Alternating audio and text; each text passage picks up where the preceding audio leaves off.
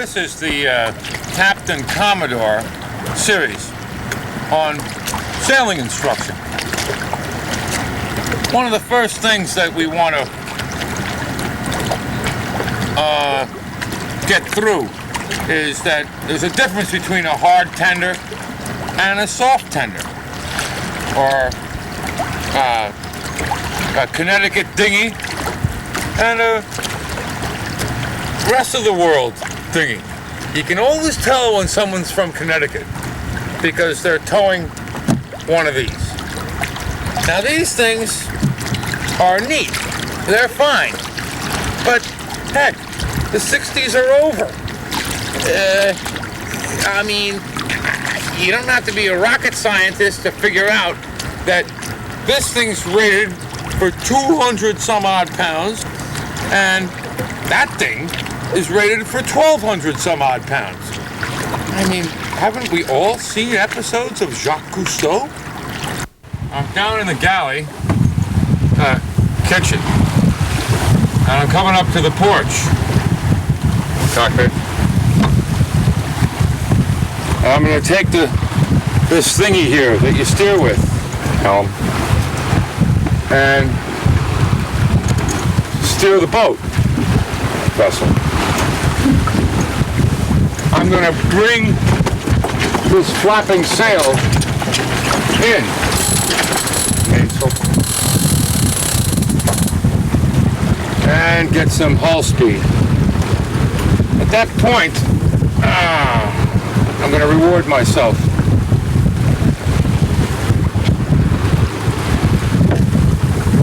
This is the good ship Eloquence, and this is a cursory lesson on handling her. What we're going to do here is we're going to get ourselves some hull speed by keeping the sails from flapping, and when we've got enough hull speed, we're going to carry out a maneuver called tacking. All right, we got the hull speed. Prepare to tack. Ready about? Hard to lead.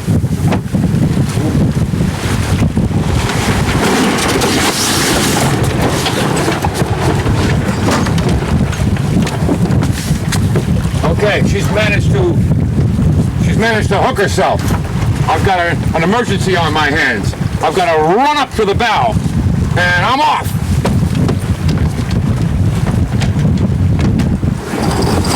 And I'm back. Ha! Sheeting the jib.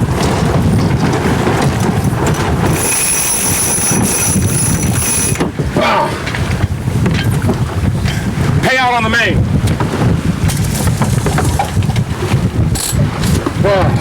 We're now on port tack, and the jib's a little loose. We've got to sheet in the jib a little further and pick up some more hull speed. We're going to be heading back for the mouth of the harbor now, and we'll carry on with this lesson shortly. That's a proper cleat.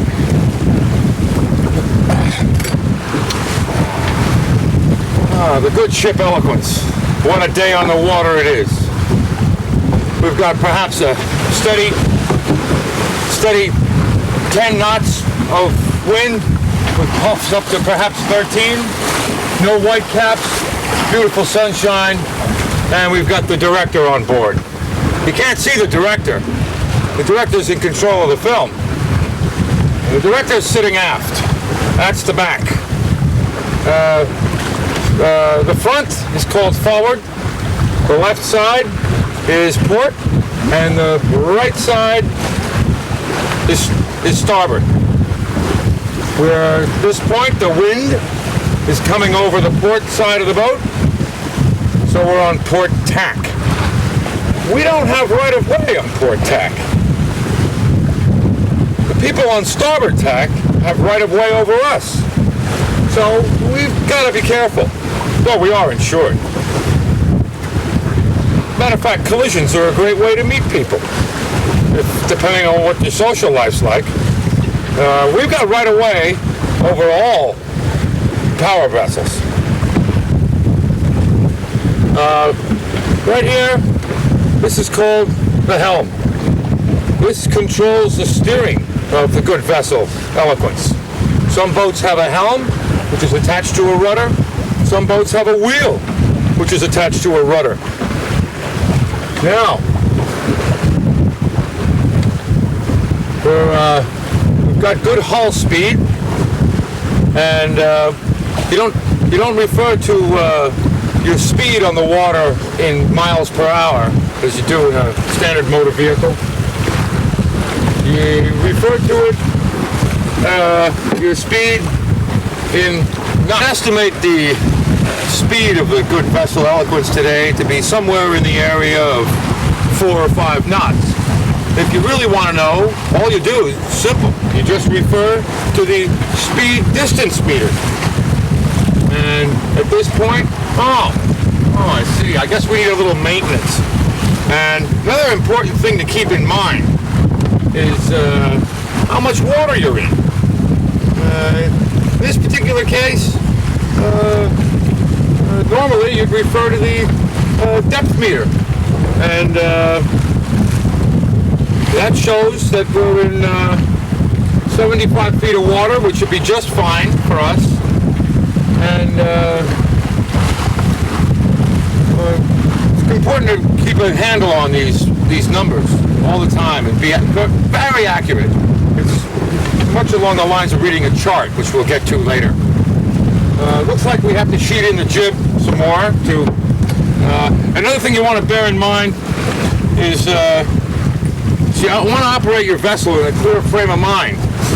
You don't want anything clouding your judgment. You want to be on the ball. In other words, you got a lot to consider. Anything can happen. You ever hear of a jackknife tractor trailer? I mean, what do you think, these guys drink and drive or something? No, accidents happen. The one thing is, you don't want anything to cloud your judgment.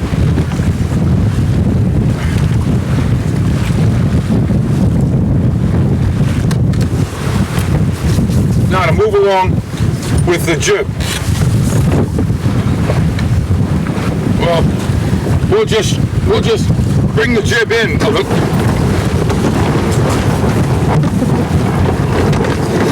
Gosh darn! Oh, well, that's never happened before. Oh boy, no problem. You count on me to fix things. That's what being a good instructor and a captain's all about. When sailing or aviating, you need vantage points, relative points, to help you gauge where things are and help you communicate to others where things are.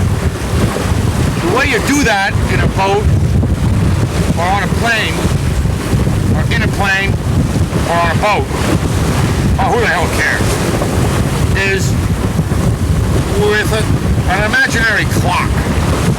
Now, if you were to have an eagle-eye view of the good vessel Eloquence, and you imagine her as the face of a clock, 12 o'clock would be straight ahead. 6 o'clock would be straight aft. 9 o'clock would be 90 degrees off port side. 3 o'clock would be 90 degrees off the starboard side, and I think you can figure out the rest. Now, the question of daylight savings time. This is a big issue for some of us. I like to be specific about things. So, when I like to operate normally Eastern Standard Time, I feel is the best way to refer to where other vessels are. You don't want to make things too complicated.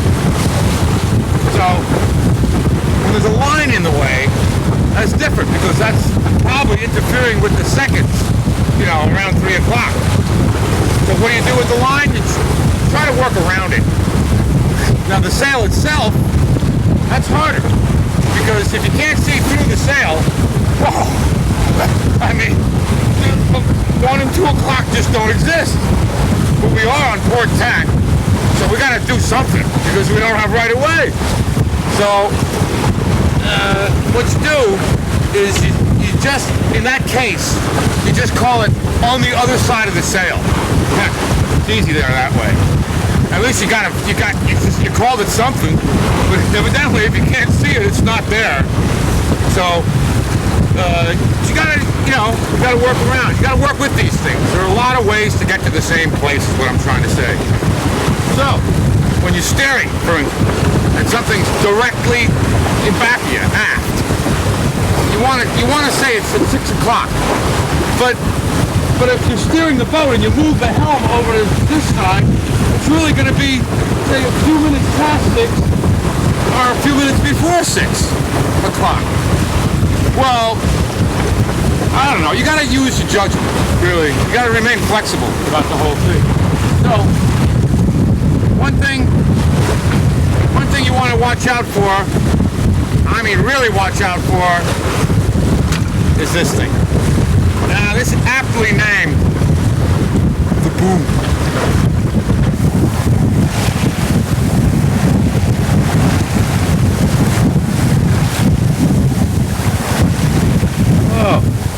You get a view along what's called the leeward rail. There's windward and there's leeward. This is called the leeward or low side of the boat by virtue of the fact that the wind is hitting the other side and pushing the boat down.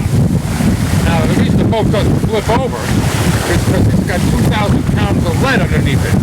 2,500 in this case. Half the weight of the boat is a lead keel under it. Very, very hard to flip. Now, if you get up on top of the mast, it's not so hard. You get a lot of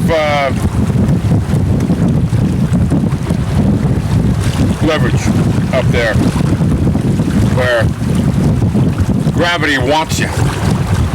So the larger the boat, the less effect you have on top of the mast. Now the higher the sail, the more the wind has an effect on the mast. You want to keep your sails low. Now, on the masthead, you have what's called a wind direction indicator. That's a very, generally speaking, very reliable, accurate way of judging where the wind is coming from in relation to your boat. In this case, the wind is coming from, about 10:30 or in direction southeast, which we'll get into later. Reached a point now where we could go into some maneuvers on the good ship Eloquence. Some do's and don'ts. You try to maintain a straight course, pick a place if you can see land, and use that as a vantage point or reference point to keep the boat from zigzagging. And in maneuvers, I think I've explained to you, there's a maneuver called coming about where you bring the boat's nose into the wind. And coming about is fun, simple, no problem, usually. Sometimes a line might catch and you might have to run up on the foredeck and free it. And then, of course, there's jibing, which we'll get into later when we're a little bit more experienced. So as I was saying, you want to maintain control of the vessel, control of yourself. This requires at all times attention on the part of the helmsman to assure the safety of the crew, and you just try to you don't want any surprises. That's the one thing you really try to avoid is a surprise, because somebody could get hurt. No, I'm just checking the motor here. Just make sure everything's in order, you know. You want to make sure everything is just ship shape. And, okay, I guess the motor looks okay. Okay.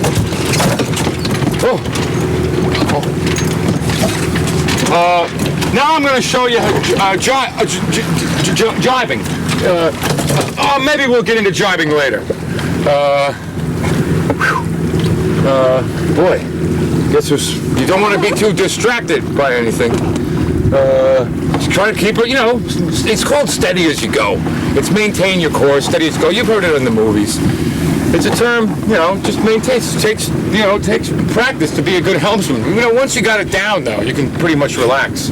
As I've mentioned in the past, it's very important to keep your eyes open, peeled, everywhere, at all times, to avoid a collision at sea.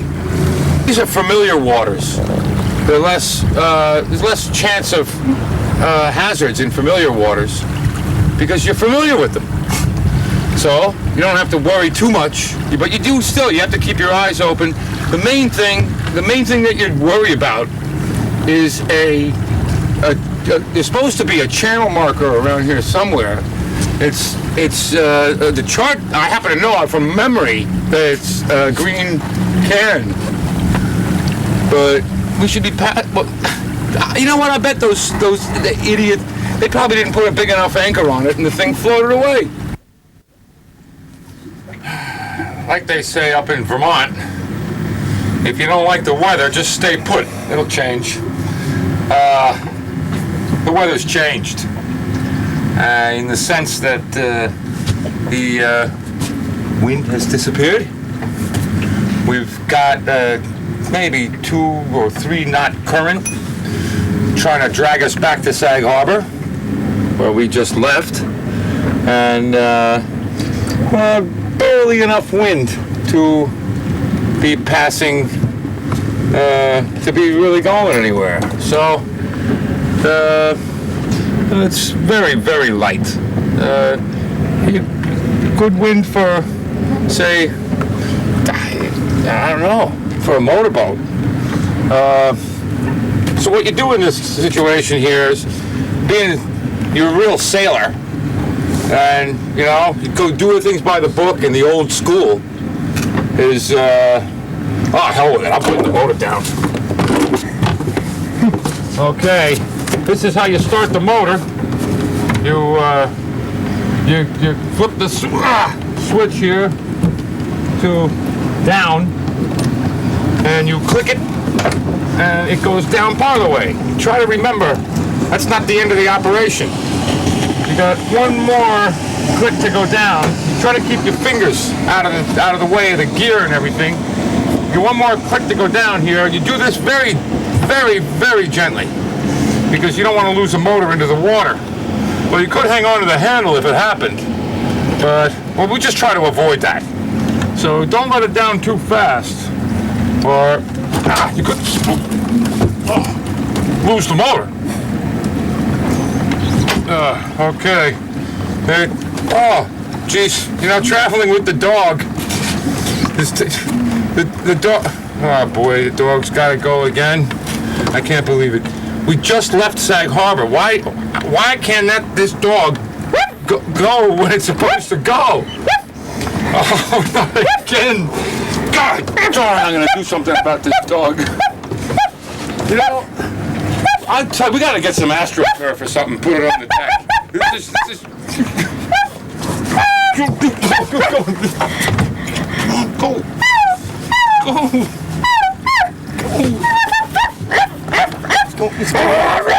Turn it off and I'll dip you again.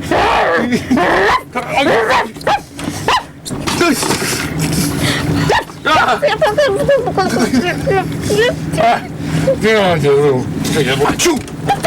on forward, go on. Hey, get back up in the forepeak. Okay. All right. Just distractions. So, we got the motor down. God, if it was a bigger dog, I have to hook him up in a harness or something. It's a good thing. You try not to have big dogs. Dogs are all right. Keep it small. You keep it up, and you're going. I'm going to tow you by your tail. Yeah, you forgot, huh? Look. Okay. Get back. Go on. Good talk. Go back up in the 4P. Okay, so you. As a matter of fact, the wind's picked up a gnat's ass, and you can. I think we can maybe avoid using the motor temporarily. This sailor up here has gone ahead of us now, and the wind might be starting to kick in a little bit here. I think we've got a little. You know, one thing I haven't seen around since we left Sag Harbor is the cat.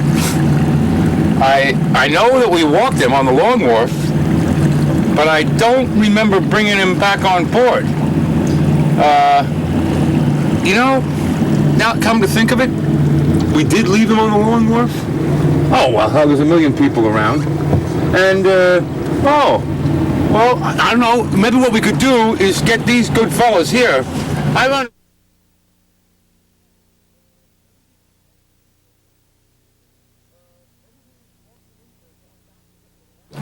Maybe we can talk them into going back and getting the cat. Well, then again, cats are a dime a dozen these days. We can just go pick another one up from ARF. Heck, that's where we got the last one. Matter of fact, the last one we picked up from ARF was one that we left on the Long Wharf last time. Heck with the cat. Let's just have a nice day. Not worry about it. Cat. Just a cat. It was free. Oh, no collar.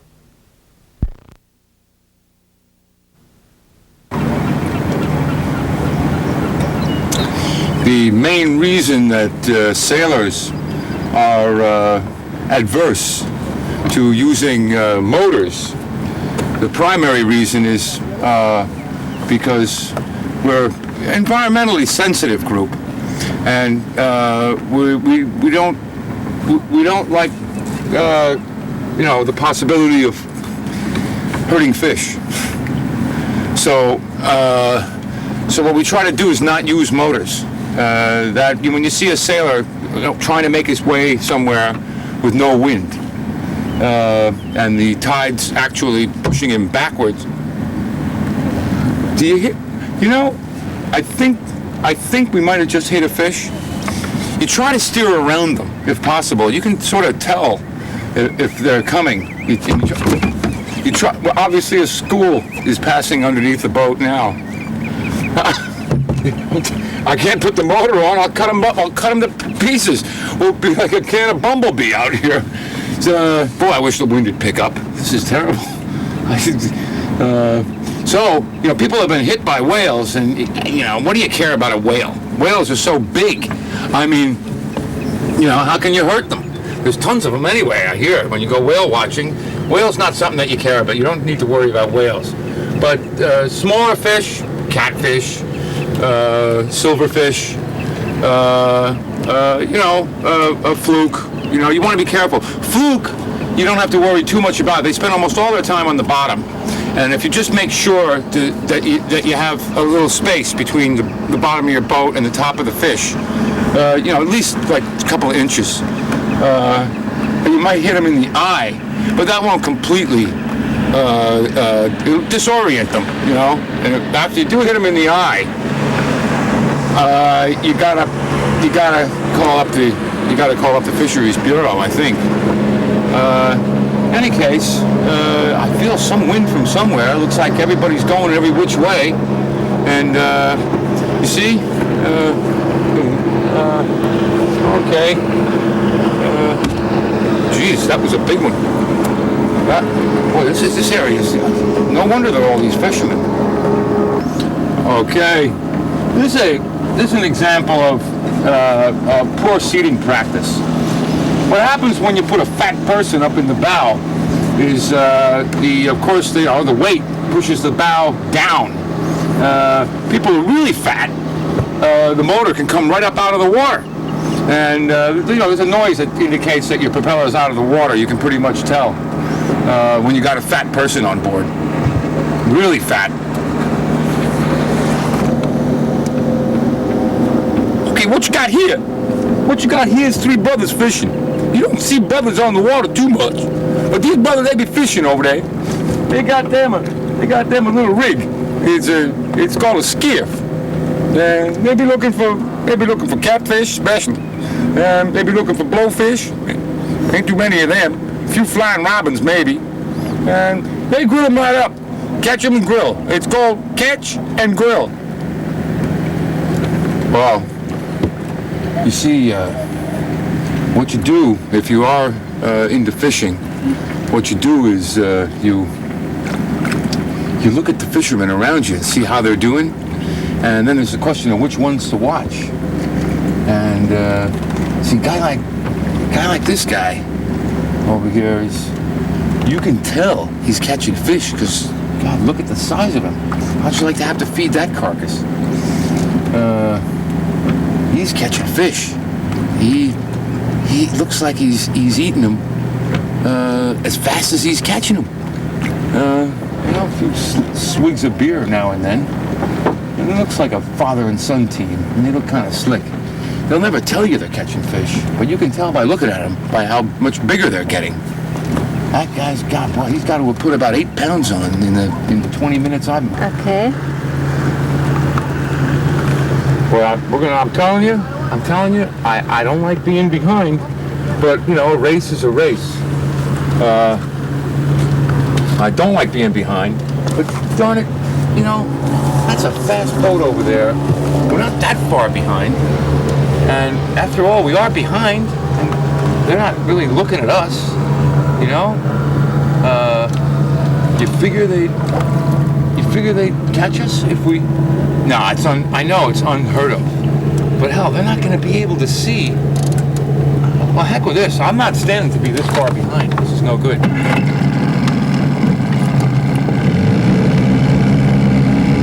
Just for a few minutes. Just for a few minutes.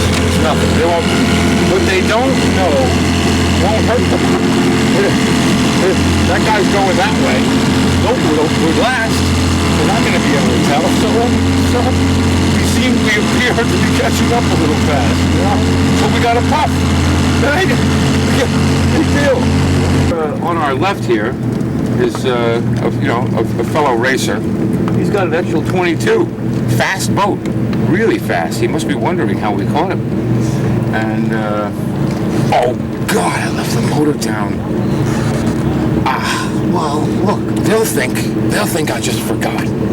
No, how am I going to pull it up now? Oh, I can't believe this. They're just going to think I left it down. That's why I'm behind. Well, I'm not behind anymore. That's a problem. Heck, I could just feign having left it down and lift it now, which then starts controversy. If it's not broke, don't fix it. So I'm going to leave it down. And, look what's going by here is a prime example of the elevator operator syndrome. Would you like to come out for a sail today? I'd love to. Of course, don't tell them that you invited half of Sag Harbor. And the wind dies, you're all stuck together. And it's hot. The captain's sitting all by himself. Nobody will talk to him. And well, this guy here, you have to hope somebody like this sees you. See? They could be a wreck.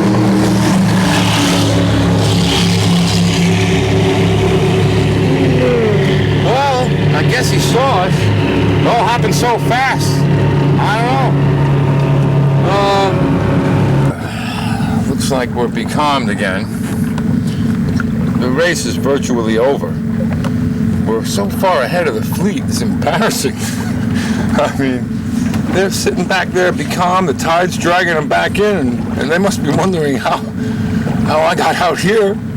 But I think they're going to have to call the race, Sailing's more like baseball than football in that, the weather affects races. If there's no wind, they call the race. We're dropping sail. Okay, customary to drop the jib first. This is called the jib halyard. All lines that control sail raising and lowering are called halyards. This is the jib halyard.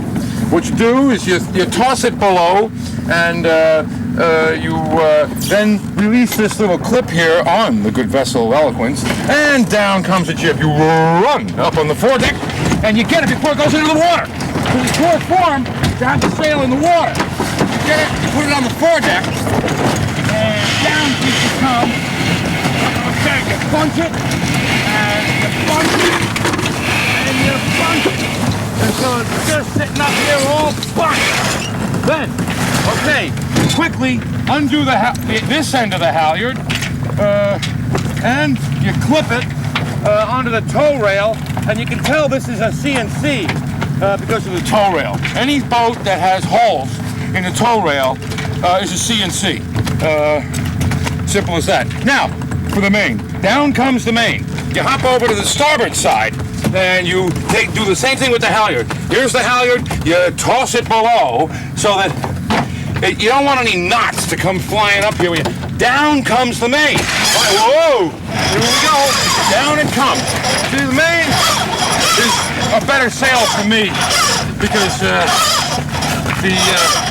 the woman I'm seeing normally folds it. So take the main down, and then you can you take this end of the halyard clip off again, you bring it over here, and you clip it to the tow rail. The way you can tell this boat's a CNC is by the tow rail. Any boat that has holes in the tow rail is a CNC. Okay, that's it. The sails are down. You don't bother with this mess over here, cleaning it up. You leave that for others.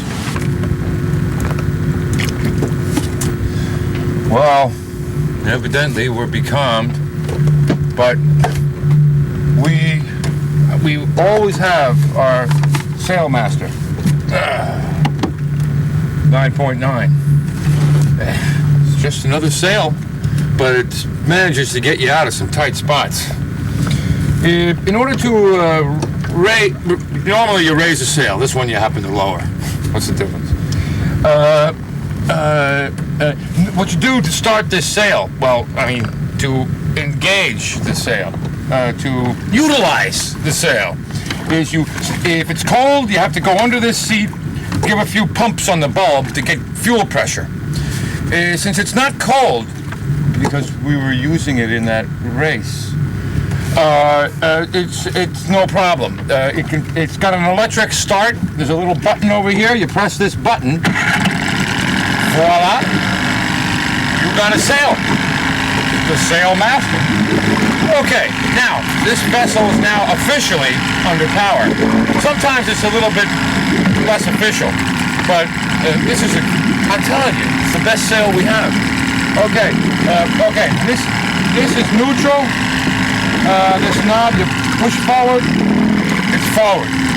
Forward, forward, neutral, neutral. We'll get into reverse at a different time. Reverse you only use when you're about to hit something. Okay, now, what we got here is a lot of potential. The sail master. A lot of potential. This over here is the throttle adjustment. You want to really get moving somewhere, you crank it.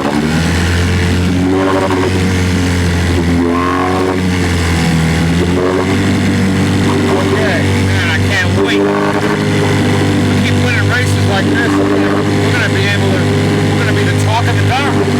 Anyway. Oh, Crunch. Over.